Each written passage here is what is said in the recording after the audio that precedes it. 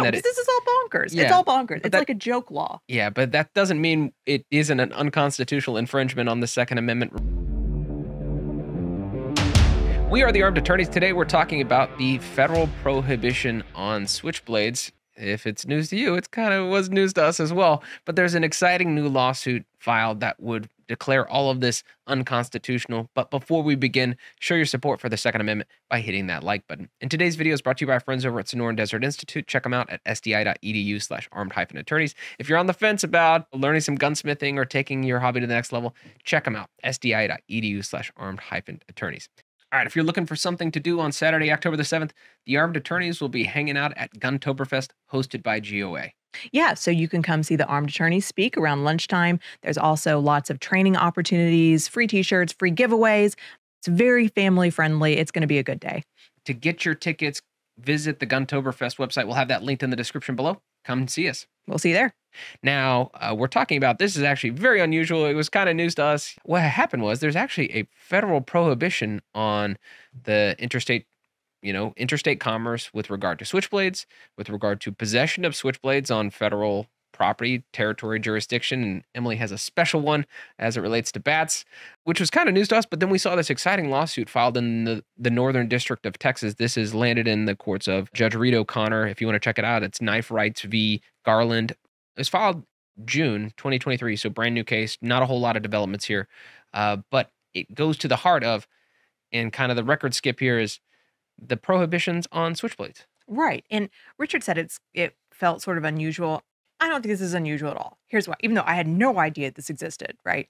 But the federal government has criminalized everything. Mhm. So like you could be like, hey, Emily, it's a criminal offense to breathe heavily in the IRS building. And I'd be like, sure, that checks out. I mean, really, they criminalize literally everything. They're coming after us. Yeah, I know. And just to give you an idea, because I know that sounds ridiculous, it is a criminal offense to spit in the parking lot of a post office. And that is not a joke. That's not a joke. Yeah, It is on the books. actually on the books. So everything's a crime under federal law. So I don't know why. I didn't just assume that switchblades were criminalized under federal law. I should have assumed it. I didn't know. Here we are. Yeah, and doing a little bit of research, there are only 4 cases that I could find that cite this provision of law. And what's a little bit crazy is this isn't where our normal crimes and punishments are. That's Title 18 of the United States Code. This is actually in the commerce section of our code in Title 15. I found 4 cases citing to it.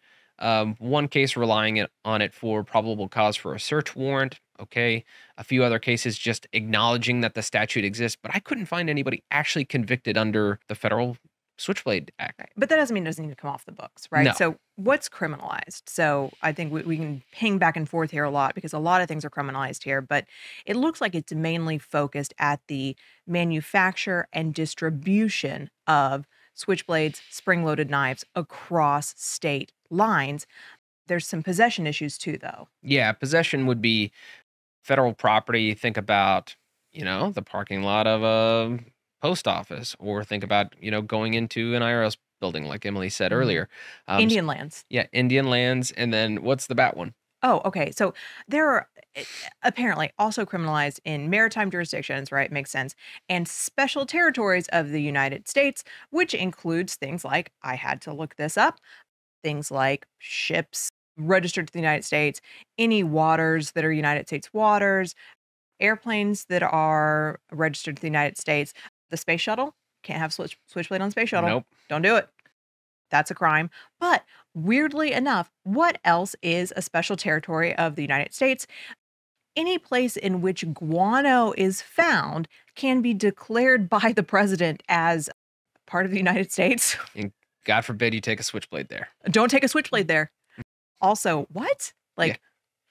Yeah. So, all right, sure enough. But so we don't see a whole lot of enforcement of the law, but that doesn't mean that this is all bonkers. Yeah, it's all bonkers. It's that, like a joke law. Yeah, but that doesn't mean it isn't an unconstitutional infringement on the Second Amendment. Remember, it's the right to keep and bear arms, not firearms. Arms, right? Knives definitely fall under that category. And so we have a handful of plaintiffs up in the Northern District of Texas saying, hey, we would like declaratory relief. We would like this statute to be declared unconstitutional.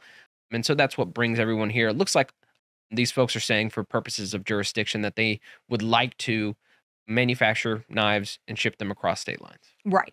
And, I mean, I think, gosh, I mean, with all of our firearms work, I can't say that I know off the top of my head what kind of knife laws existed in 1791, if any. I cannot tell you that I know the answer, but I have to believe there were not a whole lot on the books. Yeah, I mean, I would be surprised if there were any on the books. It's an interesting application of Bruen, since Bruen has thus far solely been applied to firearms cases. And yet, the plaintiffs here are absolutely right. Knives are also arms. We've got to treat them as such. And, get this bonkers law I mean, and it's so like the exceptions to this law, Oh yeah, right? I please mean, let can we me. go through the exceptions? Yeah, so one of the exceptions to possession of a switchblade is by a person who has a switchblade knife with a blade 3 inches or less, and the individual only has one arm. Right. So your one-armed man can take his switchblade Yep, into the post office. sure. No, I mean, that's a silly example, but yeah, I mean, this law is just, it was passed in 1958, but it feels like something much older, doesn't it? Yeah, it really does. Um, Yeah, s- you would think this would be like mobster 1920. That's what it yeah. feels like. So anyway, very bizarre. Really, I mean, I think that it's a good lesson generally to the Second Amendment community that we can't forget. We can't forget about our knives. We can't forget about our clubs, batons, etc. Once we start restricting down at all, we will find that our rights have all slipped away. So we've got to fight for everything. Yeah, and shout out to Knife Rights. Mhm. You should check them out. Knife Rights. Just Google them. You'll find them. They're leading the charge on this kind of stuff. And if you ask them, they'll tell you that all knives matter. But we hope you enjoy this discussion. If you did, consider subscribing, hitting that like button, and help us fight the anti-2A algorithm by sharing this video. And please question and comment for us below. Until next time, we're the Armed Attorneys.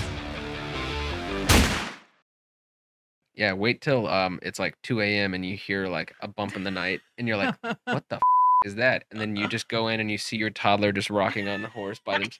Yeah, wait till that happens. That's a wake up call. Oh, God. Edwin's probably arguing with her about giving her knives. I know. Like, give her a break. He has that giant fold out knife. Yeah, I always got a ton. Yeah. Just do one with the knife close to your face. Maybe lick it. Oh.